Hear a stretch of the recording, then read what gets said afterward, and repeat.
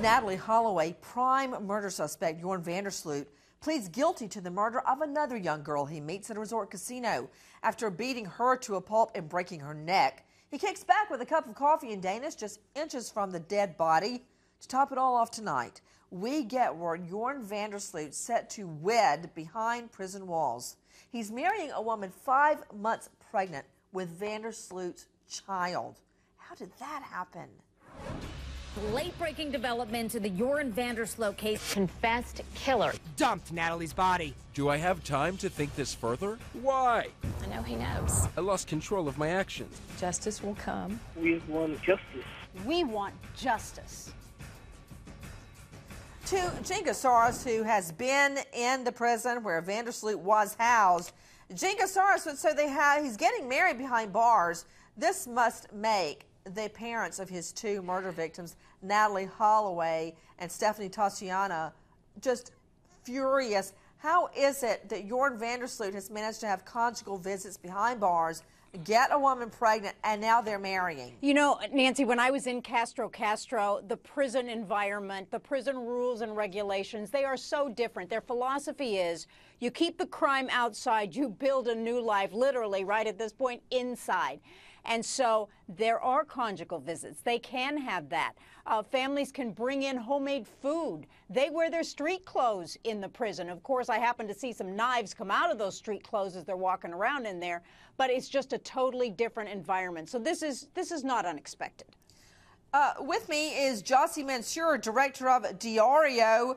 Jossie, thanks for being with us. What's the reaction to Joran Vandersloot not only marrying behind bars after murdering 2 young women, 1 American, Natalie Holloway, but the woman is pregnant as well?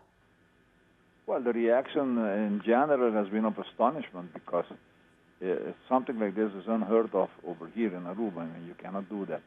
Apparently, the rules and regulations in Peru are quite different from many other places that I know of, and they do permit conjugal visitations and all of that.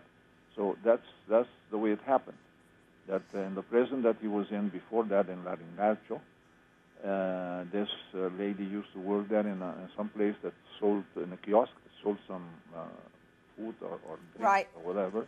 In and out of the jail. So I wonder how that went down. Clark Goldman, what more do you know? Well, Nancy, you talked about some of the things that are a little bit different where Vandersloot is. Get this. According to reports, Nancy, his current fiancée is bringing him home-cooked meals behind bars twice a week. She's also moved closer to the jail so she can be close to her future husband. And Nancy, it doesn't stop there. Take a look at this. She says Vandersloot is enjoying prison arts and crafts classes. We spoke to Vandersloot's current attorney, Nancy, just a few minutes ago, and he tells us that Vandersloot is working to make himself a better person.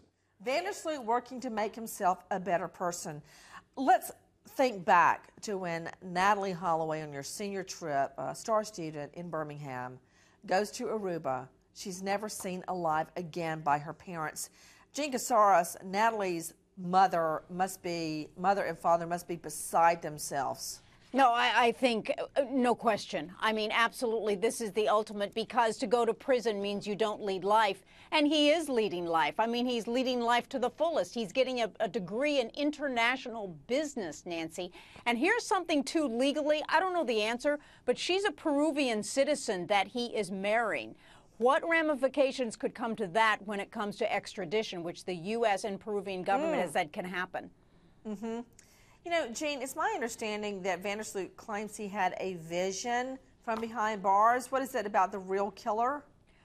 I think it's just a vision of above, and I don't think it was really described what that vision was, but it was something holy in nature and something spiritual in nature. And, you know, Nancy, when I was in Peru in July 2010, that's when he met this bride-to-be. I was there when he met her. She went there visiting another inmate, was introduced inside the prison, Castro, to Joran Vandersloot, and he was in solitary